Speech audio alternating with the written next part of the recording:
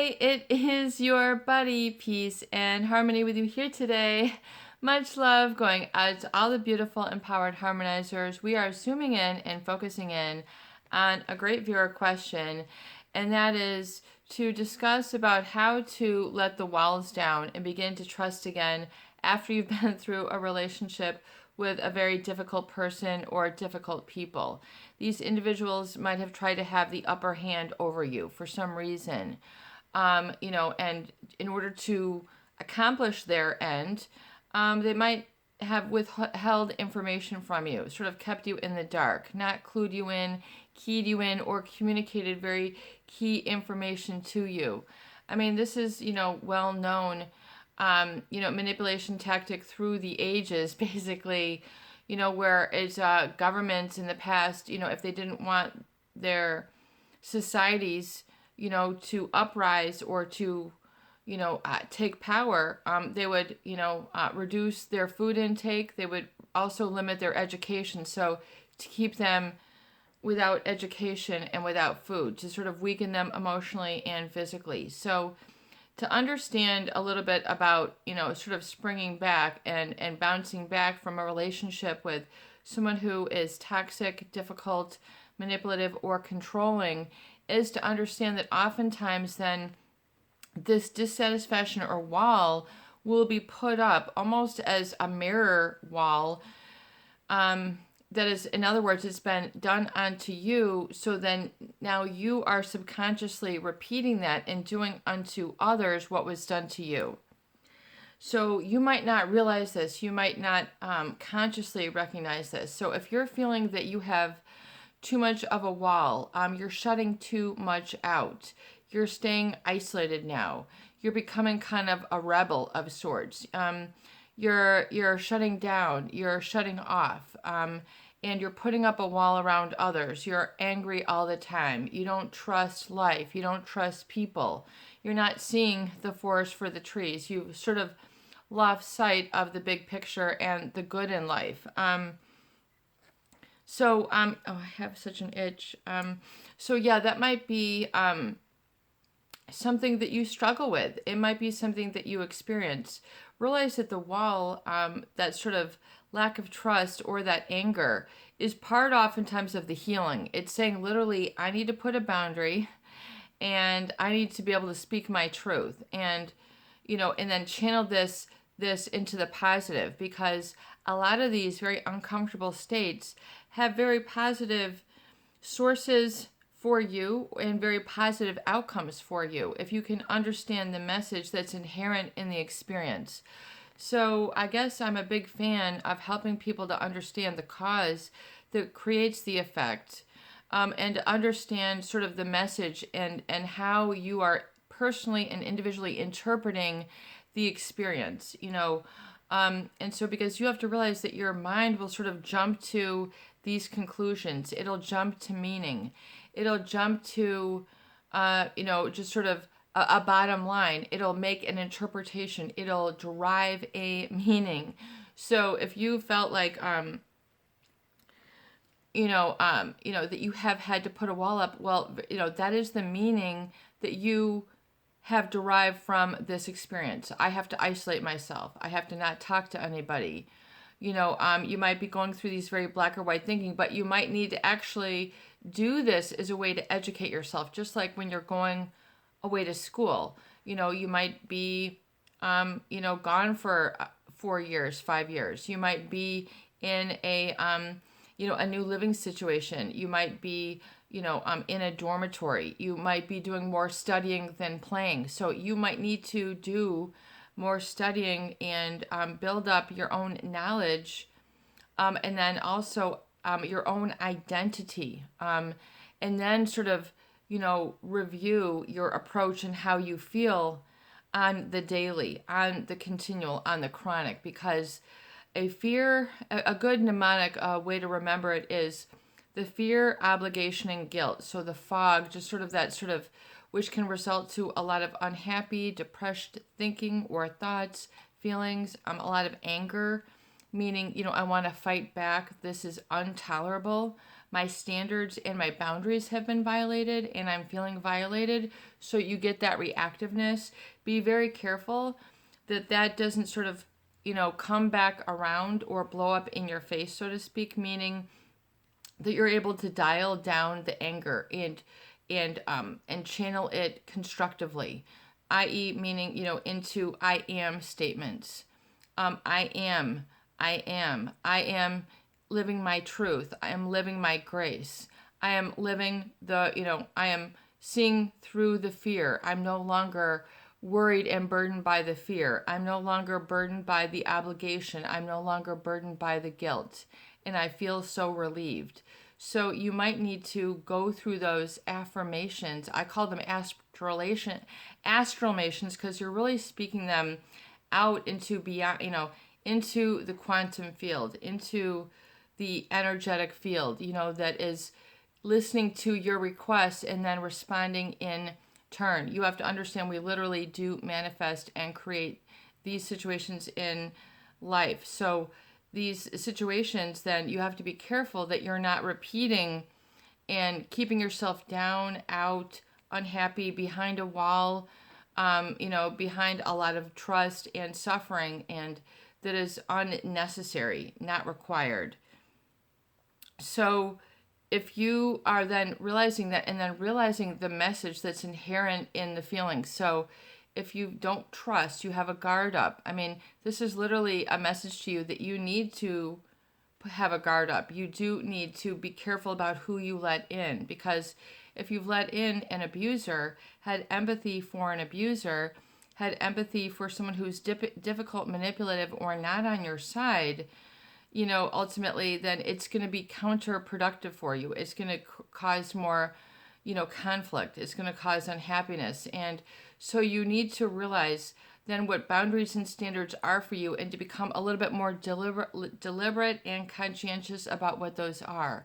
In other words, if somebody starts yelling, if somebody starts talking behind your back, if someone begins doing all sorts of such and such behavior that is disrespectful or violatory to you, how are you going to handle it? How are you going to handle it with grace?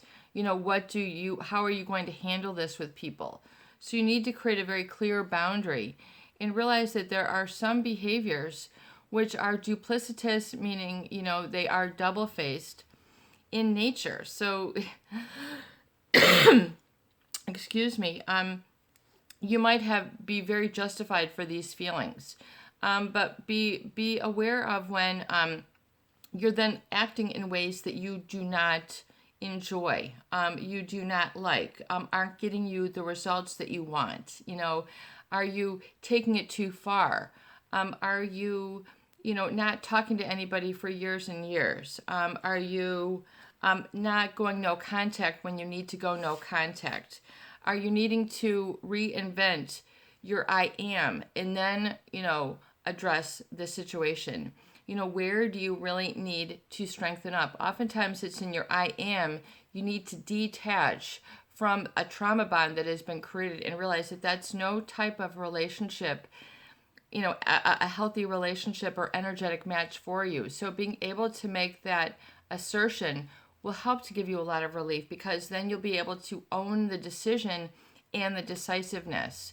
And then allow, if you're experiencing a lot of these sort of heated or like anger type states, realize that this is meant to propel you in your own, it's meant to be like, a rocket fuel to get you going in the right direction. So if you're angry, your body is probably saying, this is violating my boundaries and my standards. If you can keep it ultra simple, in realizing that oftentimes people who are manipulative, who don't have empathy, they don't feel bad if they step on others' toes. They don't feel bad, if they've taken advantage of somebody. They don't feel remorse. They don't feel guilt. They don't feel that they've done anything wrong. To them, it's just how life is. And so that might be very different from your integrity and your ethics. So if you're a person of ethics and integrity, your I am, and then this is going too far, they're really, hardening up on their treatment of you, making your wheels spin way too much, this is a good sign, that you need to look at the thought patterns that have been created as a result of this relationship, and realize that it's going in a specific direction that might not be making you happy or be mentally exhausting. And so that guilt can keep you stuck. The fear can keep you stuck, and the obligation can keep you stuck, meaning keeping you in the same spot, not going anywhere. And really in life, you have to understand that you will be happiest when you are able to, be yourself, be authentic, grow, change, seek out adventure, and then operate within these boundaries and standards where you don't have to feel threatened or suspicious, and all these other sort of worrisome states, which are oftentimes triggered and sort of conditioned and programmed, those just sort of more, the people who are manipulative just sort of trigger more volatile states in other people. The narcissist, as well as the psychopath, will do this. They will trigger these states that they want them to be in. In other words, to shut you out, to make you, go on a big hunt and goose chase for them, blow up their phone, driving by them, emailing them relentlessly, sending them pictures, trying to, you're working too hard. You don't see it oftentimes because it's very gradual. And so it can get very uncomfortable over a period of time. And it can, so you need to take stock and don't be afraid to pull in the reins and to say, this is too far for me. It's not a admission of guilt or lack of intelligence or, youth or anything, that you can't continue to be raked through the coals. This is basically you putting your foot down and saying the meaning that you're driving is this isn't, working out right now. But oftentimes people don't want to admit that to themselves, so they can't admit it to others. So you really need to be able to admit a couple things to yourself that are secretive, that you're withholding to yourself. So oftentimes people then think that it's, the narcissist that they want to have a conversation with and some closure with, to arrive at these decisions, when it's really, you need to have this sort of, in the privacy of these videos, to have this sort of sorting out within yourself, to be able to detach from the relationship enough to reassess it. Oftentimes people are too personally involved. They're too much time invested, or a lot of excuses are blanketing over the truth. So they're living in a denial or a numbness to what they need to do. So be willing to have that sort of come to heart with yourself, and being willing to step away, go no contact, say the no, do the